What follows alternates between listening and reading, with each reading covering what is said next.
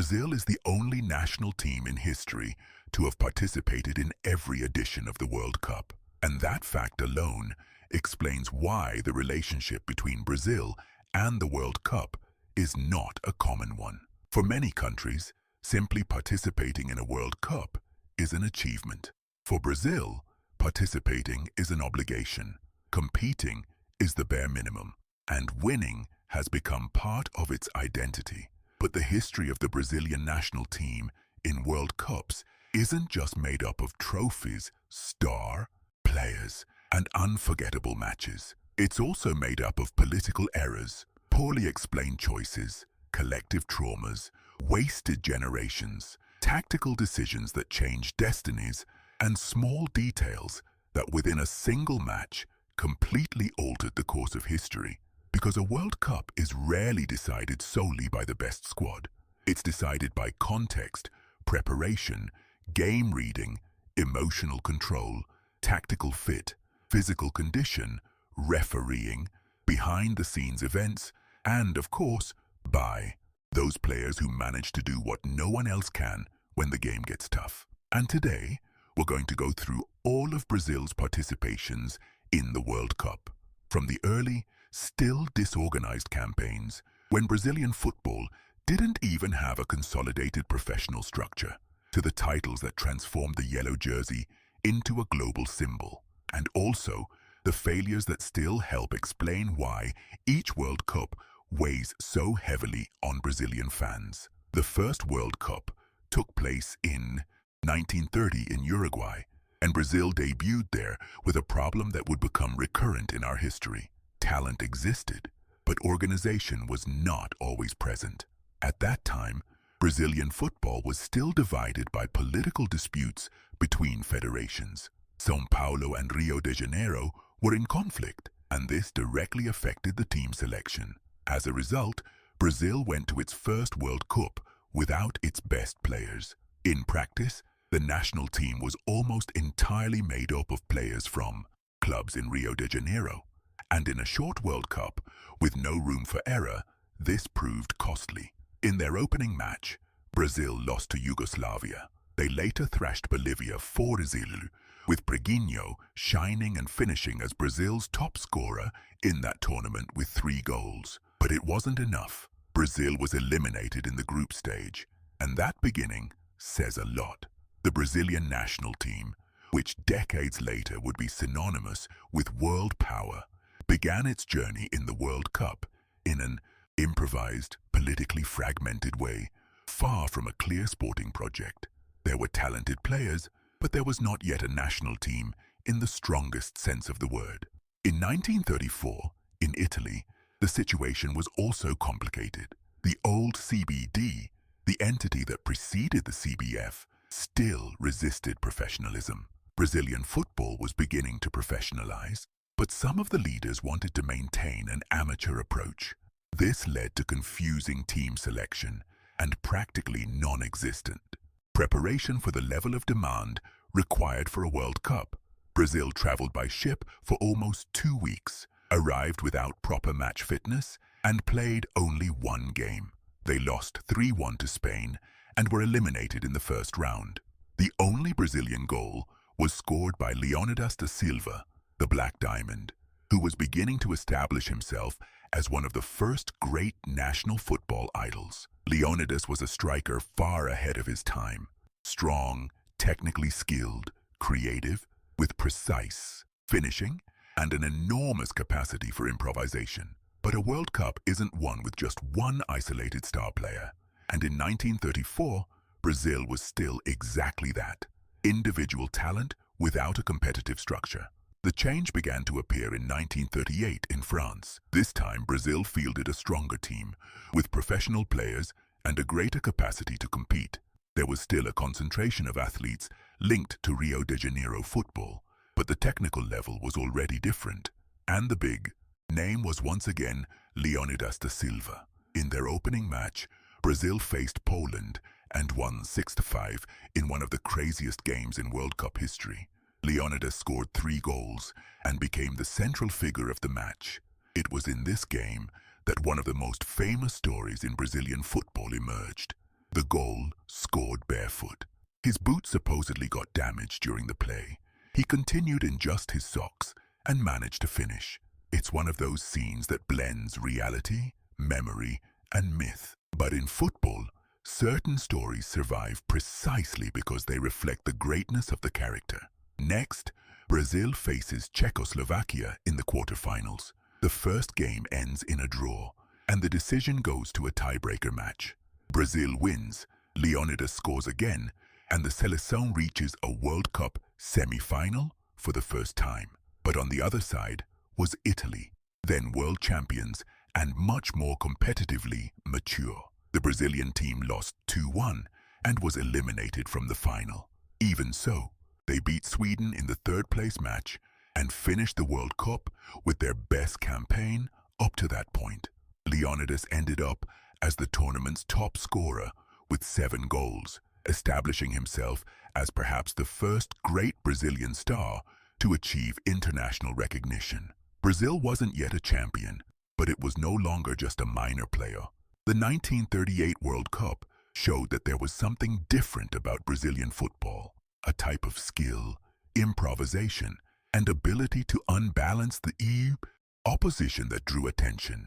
The country was beginning to warm up for what was to come. World War II interrupted the 1942 and 1946 World Cups. When the tournament returned in 1950, it was held in Brazil. And then the World Cup took on a much larger dimension than just a sporting event. The country wanted to showcase itself to the world. The Maracanazo Stadium was built as a symbol of this ambition, and the national team had the chance to win its first world title in front of its own fans. The format of that World Cup was different. After the first phase, there was a final 4-team round-robin tournament. There wasn't a single final in the traditional model, but the last game between Brazil and Uruguay ended up becoming, in practice, the grand final. Brazil started well. They thrashed Mexico 4-0, drew with Switzerland 2-2, and beat Yugoslavia 2-0. In the final stage, the Seleção simply steamrolled their opponents. They beat Sweden 7-1, with a historic performance by Ademir D. Menezes, and then thrashed Spain 6-1.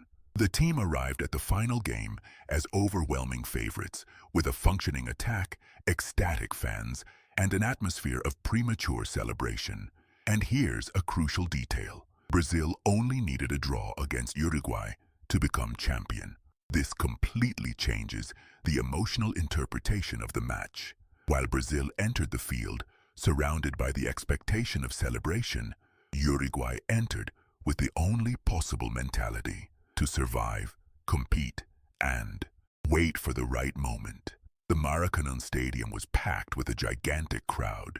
Brazil took the lead, and for a few minutes it seemed like the expected scenario would unfold. But Uruguay equalized, and then took the lead 2-1.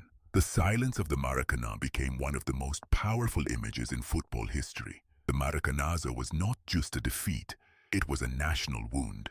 The national team lost the title that seemed within their grasp. Goalkeeper Barbosa unjustly became a symbol of the failure. The white jersey, used until then as the main uniform, began to carry the weight of that trauma. Years later, it would be replaced by the yellow jersey, which would become the most famous in world football. And this is a crucial point. Often, a team's identity is also born from pain. The Brazilian national team, which today symbolizes greatness, emerged after one of the greatest disappointments in the history of Brazilian sport. In 1954, in Switzerland, Brazil arrived already trying to rebuild its image. The national team debuted very well, thrashing Mexico 5-0. Didi orchestrated the game, Julinho Botelho showed quality on the wing, and the team displayed interesting offensive resources. Then came a draw against Yugoslavia, enough to advance. But in the quarterfinals, Brazil will face Hungary, one of the most revolutionary teams of that period. The Hungary of Puskás, Kocsis and company had an advanced playing style, with movement, positional interchange, intensity, and a collective understanding far superior to the average of the time. The game became known as the Battle of Bern, It was violent, tense, and marked by clashes both on and off the field. Brazil lost 4-2, and more than the defeat, the impression remains that the national team still needed to evolve emotionally and tactically to compete with the major European powers. Brazil had talent, but talent without organization suffers against better prepared teams. This lesson from 1954 would be important for the turnaround that would happen 4 years later. The 1958 World Cup in Sweden was the first major turning point in the history of the Brazilian national team. For the first time, Brazil arrived with more serious preparation, a more organized coaching staff, psychological focus, observation of opponents, and a squad of extremely high technical level. It wasn't just a matter of putting together star players and expecting them to solve everything. There was a plan. The team had Gilmar in goal, Jalma Santos, Bellini, Orlando, and Nilton Santos in defense, Zito and Didi in midfield, and an attack with Garrincha, Zagallo, Vava, and Pelé. However, Pelé, at only 17 years old, arrived injured and did not start the tournament as a starter. Brazil defeats Austria, draws with England, and arrives at the game against the Soviet Union, needing to assert its strength. It is at this moment that Pelé and Garrincha definitively enter the World Cup, and the impact is immediate. Garrincha completely changes the right side of the Brazilian attack. He provides width, attracts defenders, breaks the defensive line with his dribbling, and creates individual advantages at all times. Pelé, even young, offers something very rare: intelligence between the lines, refined technique, finishing ability, and composure. Against the Soviet Union, Vava decides the game with 2 goals, but Brazil's offensive structure takes on another dimension. In the quarterfinals, against Wales, the game is tough. Brazil struggles to find space until Pelé controls the ball inside the area, takes out his marker with a short touch, and finishes in the corner. It's the King's first goal in World Cups, a goal of a center forward, a midfielder, and a genius, all at the same time. In the semi-final against Just Fontaine's France, Brazil delivered a historic performance. Vava opened the scoring, Fontaine equalized, Didi put Brazil back in front with a precise shot, and in the second half, Pelé simply decided the game. He scored 3 goals in a World Cup semi-final at 17 years old. That's not normal. That doesn't fit into common analysis. At that moment, football understood that it was witnessing a different kind of player.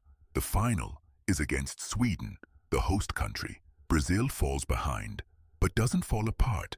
Garrincha creates 2 almost identical plays on the right wing. Vava scores twice, and the Seleção turns the game around. Then comes one of the most beautiful goals in the history of the finals. Pelé controls the ball with his chest, chips it over the defender, and finishes powerfully. Zagallo also scores, and Pelé heads it in. Brazil 5, Sweden 2. Brazil becomes world champion for the first time. And this title changes everything. It changes how the world sees Brazilian football. It changes the country's self-esteem. It changes the history of the World Cup. The national team no longer carries only the trauma of 1950 and begins to also carry the image of artistic football, technique, improvisation, and decisive talent. In 1962, in Chile, Brazil arrived as the reigning champion, with Pelé at the peak of global expectations. The core of the 1958 team remained strong, and the Seleção had everything it needed to defend its title. In the opening match against Mexico, Pelé provided an assist for Zagallo and then scored a spectacular goal, making a run, resisting the marking, and finishing with his left foot. It seemed the World Cup would belong to him. But in the second game, against Czechoslovakia, Pelé suffered a muscle injury and was out for the rest of the tournament. In any other team, losing the best player in the world could mean the end of the campaign. But that Brazilian team had a strong squad, maturity, and alternatives. Amarildo came on as a substitute for Pelé and responded immediately. Against Spain, he scored 2 goals in a 2-1 comeback victory. The second goal came from a spectacular play by Garrincha, and that's when the World Cup changed hands. If 1958 was the World Cup in which Pelé introduced himself to the world, 1962 was the World Cup in which Garrincha took over the planet. In the quarterfinals, against England, Garrincha scored 2 goals, provided an assist, and dominated the game. He wasn't just a dribbling winger. He broke down entire defensive plans. The defender knew what he was going to do, the stadium knew what he was going to do, but nobody could stop him. That's the difference between a good dribbler and a historic player. In the semi-final against Chile, the tournament's host, Garrincha once again proved decisive. He scored a spectacular goal from outside the box, another with his head, directly participated in the offensive build-up, and led Brazil to a 4-2 victory. He was sent off in that game, but in a decision still shrouded in confusion to this day, he was ultimately cleared to play in the final. In the final against Czechoslovakia, Brazil started losing, but Ronaldo equalized with a shot from a tight angle, then participated in Zito's goal, and Vava sealed the 3-1 victory. Taking advantage of a goalkeeper error, Brazil became 2-time world champions. And 1962 teaches us something powerful. The Brazilian national team wasn't just Pelé.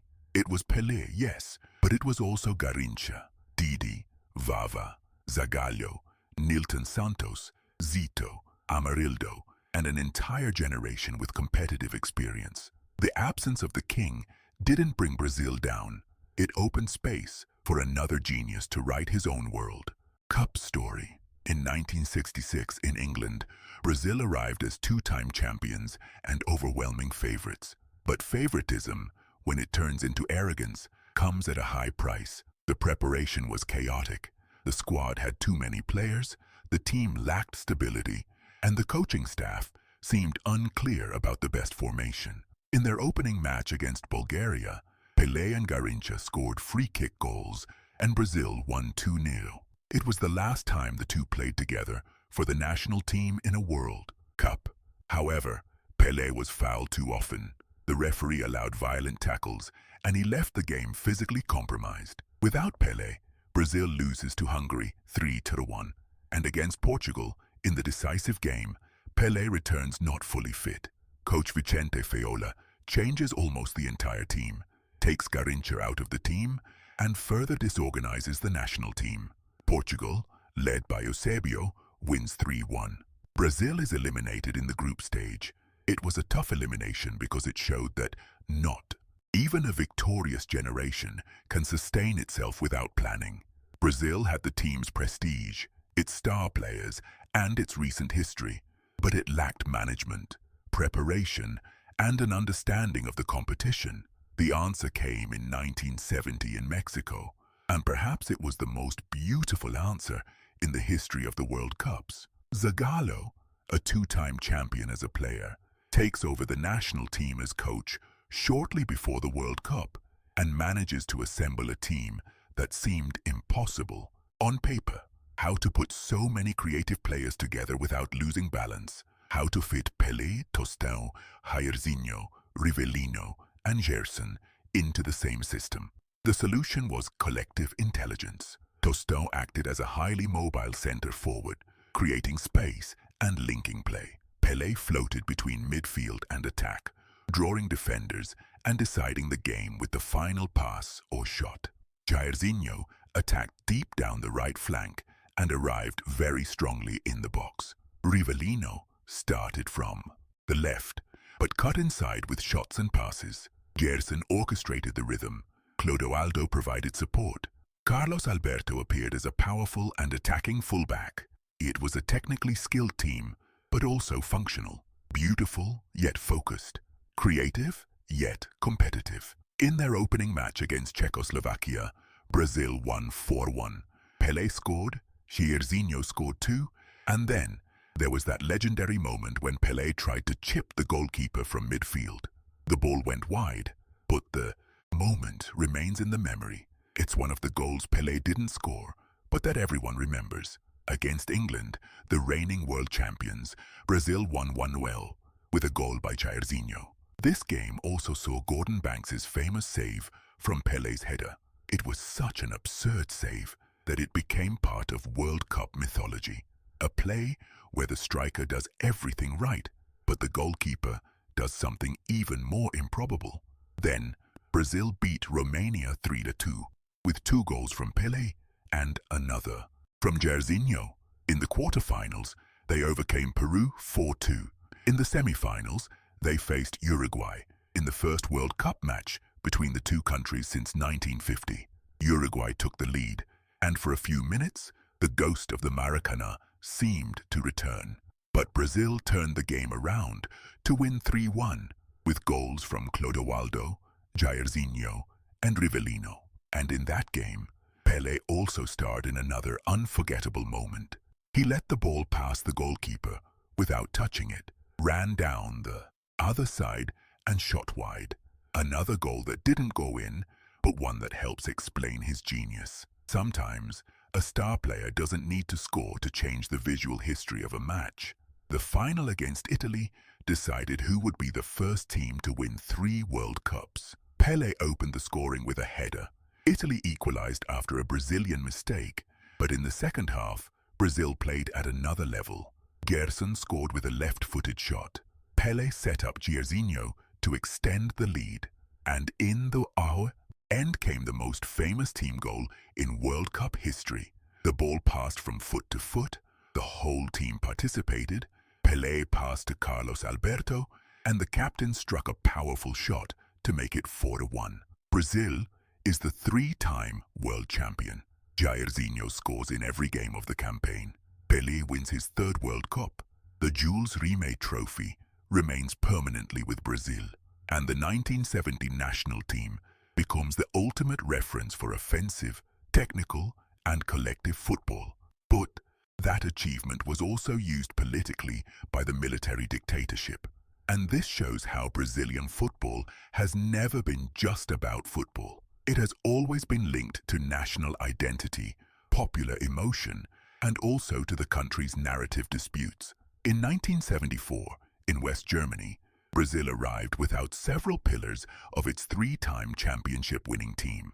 Pelé, Gerson, Tostão, and Carlos Alberto were no longer there. Rivellino and Jairzinho were still key players, but the national team lost fluidity, lost creativity, and began to display a more pragmatic style of football. The campaign begins with goalless draws against Yugoslavia and Scotland. Victory only comes against Zaire, 3-0, with Rivellino scoring a spectacular goal from outside the box. In the second round, Brazil defeats East Germany with a historic free kick by Rivellino, and then beats Argentina 2-1. But the football being played was contested. Brazil was no longer captivating, and when they faced Johan Cruyff's Netherlands, they encountered a team that represented the future. The Netherlands had coordinated pressure, constant movement, positional interchanges, and a much more modern occupation of space. The so-called total football exposed Brazil. The 2-0 defeat showed that the world was changing. The Brazilian national team still had the skill, but needed to keep up with the tactical evolution of the game. From then on, a long period without world titles began. In 1978, in Argentina, Brazil experienced a strange World Cup. It wasn't the most traumatic in terms of results, but it's perhaps one of the most surrounded by a sense of injustice. The national team arrived revamped, with Rivellino more as an experienced reference point, and began the competition with an unbelievable episode. Against Sweden, the game is tied when Zico heads the ball in the final moments. The ball goes in, but the referee ends the match while it's still in the air. The goal is disallowed, an absurd error that changes Brazil's path in the tournament. Later, Brazil draws with Spain and beats Austria 1-0 with a goal by Roberto Dynamite. In the second round, they beat Peru 3-0 and drew 0-0 with Argentina in a tough, physical and disjointed match. Then they beat Poland 3-1. For Argentina to reach the final, they needed to beat Peru by a huge margin, and they won 6-0. To this day, This game raises suspicions. The political context of the Argentine dictatorship, the visit of authorities to Peru, and the extremely convenient score make this one of the most discussed matches in World Cup history. Brazil finished the World Cup undefeated, but out of the final. And this detail is important. Sometimes a national team doesn't lose on the field, but loses to the regulations, the context, and behind-the-scenes events that remain poorly explained. The 1978 World Cup left exactly that taste. In 1982, in Spain, Brazil assembled one of the most admired national teams of all time. Tele Santana led a team with Zico, Socrates, Falcao, Cerezo, Junior, Eder, and an attacking style that is still remembered today as a symbol of beautiful football. It was a team characterized by close quarters play, technical possession, creative freedom, and midfielders capable of scoring goals. Brazil didn't just win, Brazil enchanted. In their opening match, they beat the Soviet Union 2-1, coming from behind, with spectacular goals from Socrates and Eder. Then, they thrashed Scotland 4-1 and New Zealand 4-0. The national team gained momentum, confidence, and favoritism. Zico, Socrates, Falcao, and company became the protagonists of that World Cup. In the second round, Brazil beat Argentina 3-1 in a game that ended with Maradona being sent off. The path seemed open. But then comes Italy, and then comes Paolo Rossi. Brazil only needed a draw to advance, but the team didn't know how to play for a draw, or perhaps they didn't want to.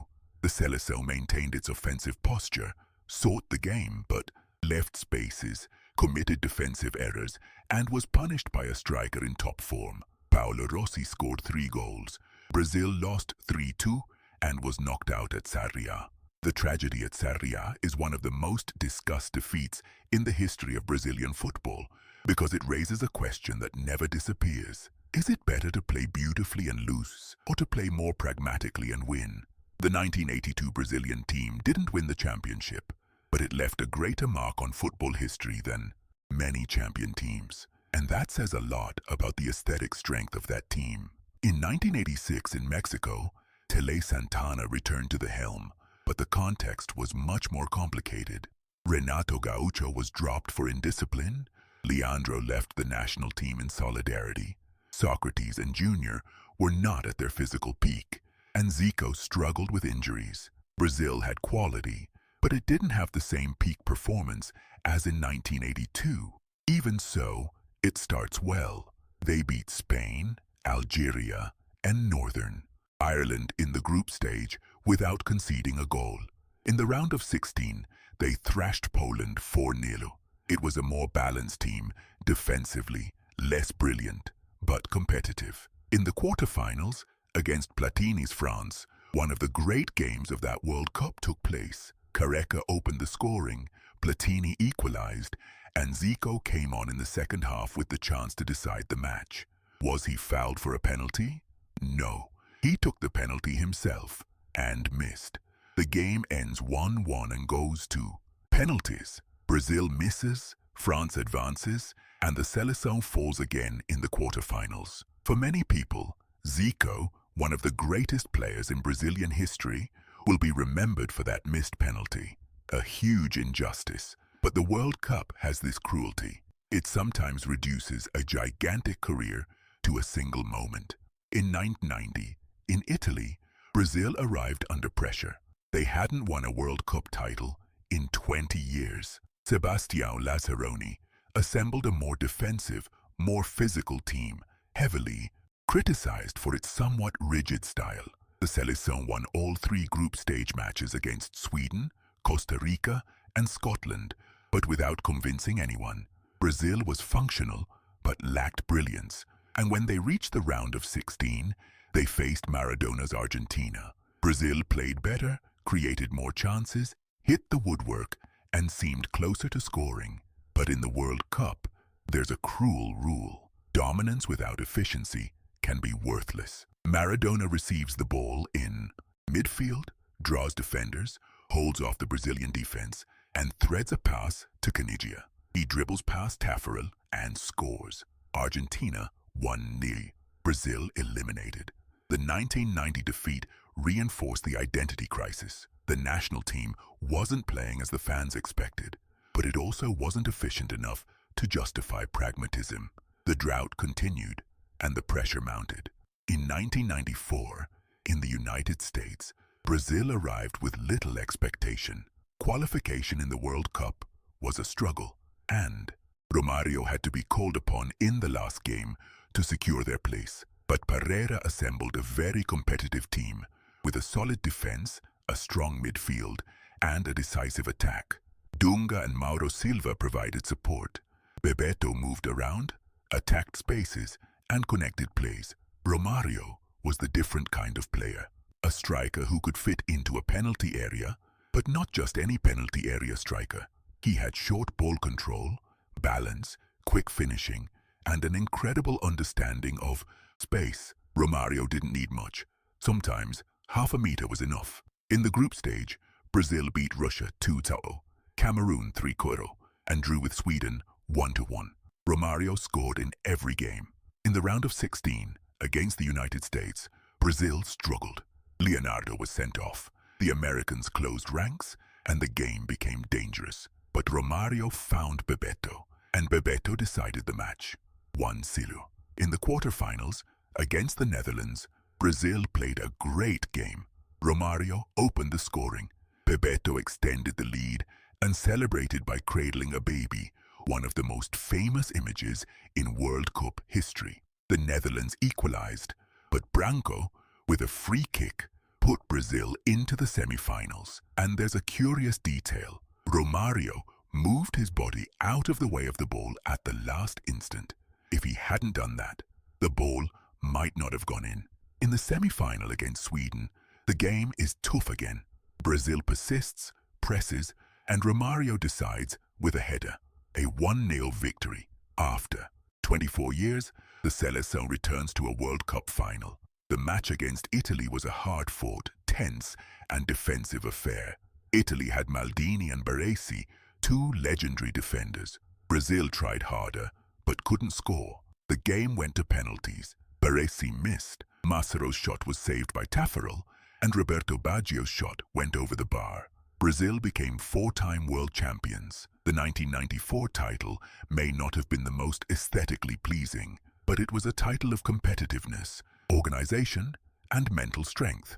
Dunga, a symbol of the criticized 1990 team, lifts the trophy as captain, and Brazil returns to the top of the world.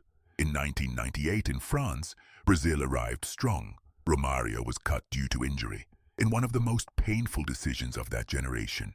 But the squad still had Taffarel, Cafu, Roberto Carlos, Bebeto, Rivaldo, and Ronaldo Fenomeno, the great player of that era. Brazil's national team beat Scotland 2-1, thrashed Morocco 3-0, and lost to Norway, but still advanced. In the round of 16, they convincingly defeated Chile 4-1, with 2 goals from Ronaldo and 2 from Cesar Sampaio. In the quarterfinals, they beat Denmark 3-2, with Rivaldo playing a decisive role. In the semi-finals, they faced the Netherlands. Ronaldo scored, Kluivert equalized, and Taffarel shone in the penalty shootout, saving shots from Cocu and Ronald de Boer. Brazil reaches its second consecutive final, but the match against France is marked by one of the most mysterious episodes in World Cup history: Ronaldo's seizure hours before the game. The world's best player falls ill, is initially left out of the starting lineup, then returns to the team, but enters the field visibly below normal. France takes advantage. Zidane scores 2 headers from corner kicks, Petit seals the score, and Brazil loses 3-0. It was a heavy, confusing, and traumatic defeat. Brazil was runner-up, and the dream of a 5th World Cup title was postponed. In 2002, in South Korea and Japan, Brazil arrived with some uncertainty. The qualifiers had been poor, there had been a change of coaches, and Ronaldo was recovering from serious knee injuries. But Felipão put together a team with a clear structure: 3 defenders, strong wingbacks, a supportive midfield, and freedom for the decisive players. Marcos was the goalkeeper. Lucio, Edmilson, and Roque Jr. formed the defense. Cafu and Roberto Carlos provided depth on the wings. Gilberto Silva protected the midfield. Rivaldo, Ronaldinho, and Ronaldo formed the trio that could decide any game. In the group stage, Brazil beat Turkey 2-1, China 4-0, and Costa Rica 5-2. In the round of 16, they faced Belgium in a much more difficult match than the score suggested. Belgium had a goal wrongly disallowed and created problems, but Rivaldo scored a spectacular goal, and Ronaldo sealed the 2-0 victory. In the quarterfinals, against England, Brazil fell behind after a mistake by Lucio, but Ronaldinho Gaucho appeared. First, he delivered a brilliant pass for Rivaldo to equalize. Then, he took a long-range free kick, lobbing Seaman and scoring one of the most iconic goals in Brazilian World Cup history. Brazil won 2-1. In the semi-final against Turkey, Ronaldo decides the game with a toe-poke goal. Simple, unusual, efficient. A goal that reflects the spirit of a striker who senses the moment before everyone else. Brazil reaches its third consecutive final. The decision is against Germany. For the first time, Brazil and Germany face each other in a World Cup final, and the main character is Ronaldo. First, Rivaldo shoots, Oliver Kahn misses, and Ronaldo takes advantage of the rebound. Then, Rivaldo makes a clever dummy run, and Ronaldo finishes in the corner. Brazil 2-0, five-time world champions. Ronaldo finishes the World Cup with 8 goals and a historic redemption. Cafu lifts the trophy and becomes the only player to play in 3 consecutive World Cup finals. Brazil returns to the top, but nobody knew that this would begin the Seleção's longest drought since 1970. In 2006 in Germany, Brazil arrived as the favorite. The squad was absurd. Ronaldo, Ronaldinho, Adriano, Kaká, Cafu, Roberto Carlos, Lucio, Dida. The so-called Magic Square thrilled everyone. On paper, it was a formidable team. But football isn't played on paper. Ronaldo and Adriano arrived far from their best physical condition. Ronaldinho, the best player in the world at that time, couldn't replicate his Barcelona form for the O national team. Kaká was the most intense, but the team lacked cohesion. There was a lot of talent occupying similar positions, but little coordination without the ball. The preparation was also problematic. The training camp in Vegas turned into almost a tourist event, full of guests, exhibitions, and a party atmosphere. Roberto Carlos himself later called that environment a lousy mess, and that helps explain why such a strong squad achieved so little. Brazil beat Croatia, Australia, and Japan in the group stage. Then they got past Ghana in the round of 16, but their football wasn't convincing. When they reached the quarterfinals against France, the difference in concentration became apparent. Zidane delivered a monumental performance. He controlled the midfield, dictated the pace, and provided the assist for Henry's goal. The Brazilian defense faltered on the set piece, and Brazil lost 1-0. The elimination in 2006 is one of the biggest frustrations in the recent history of the national team. Not because it was a thrashing, but because it seemed like a waste. There was too much talent for so little collective football. In 2010 in South Africa, Brazil changed its profile. Dunga assembled a more pragmatic, competitive team with quick transitions and a strong defense. It wasn't a team built to dazzle. It was a team built to compete. However, the selection choices generated debate. Neymar and Ganso, who were shining in Brazil, were left out. Ronaldinho and Adriano were also left out. In the group stage, Brazil beat North Korea and Ivory Coast and drew with Portugal. In the round of 16, they delivered their best performance against Chile, winning 3-0. At that point, many people began to believe that the national team had finally improved at the right time. But in the quarterfinals, against the Netherlands, Brazil suffered a comeback. that perfectly summarizes the team's problems. The Seleção started better, took the lead, and could have extended it. However, in the second half, they lost emotional control. Snyder crossed. Julio Cesar and Felipe Melo got in each other's way, and the ball went in. Then, from a corner, Snyder appeared unmarked and scored the winning goal. To make matters worse, Felipe Melo stepped on Robin and was sent off. Brazil loses 2-1 and is eliminated again in the quarterfinals. The team was organized, but lacked emotional stability when the game changed. In 2014, the World Cup returned to Brazil, and the pressure was immense. Filipões' team had Neymar as its star player, Thiago Silva as its defensive leader, and a fan base that wanted to transform the World Cup into historical reparation. After all, since 1950, Brazil had carried the pain of losing a World Cup at home. The opening match against Croatia started with a warning sign. Marcelo scored an own goal. Brazil came back to win 3-1, but the performance didn't eliminate the doubts. Then came a draw against Mexico and a victory over Cameroon. The Seleção advanced, but without dominating as expected. In the round of 16 against Chile, Brazil suffered greatly. The game went to penalties, and before the kicks, Thiago Silva appeared crying, an image that reveals the emotional toll on that team. Pinilla even hit the crossbar at the end of extra time. It was by centimeters that the story didn't end there. In the quarterfinals, against Colombia, Brazil wins 2-1. David Luiz scores a fantastic free-kick goal, but the game is marked by Zúñiga's tackle on Neymar. The number 10 suffers a back injury and is out of the World Cup. Thiago Silva is also suspended. Brazil loses, at once, its main offensive player and its main defensive leader. And then comes the semi-final against Germany at the Mineirão Stadium. The 7-1 defeat wasn't just a thrashing. It was a complete collapse, tactical, technical, and emotional. Brazil lost its compactness, lost its focal point, lost control, and in a few minutes saw the game slip away in a way that seemed impossible. Germany found spaces, accelerated between the lines, attacked a disorganized defense, and scored in quick succession.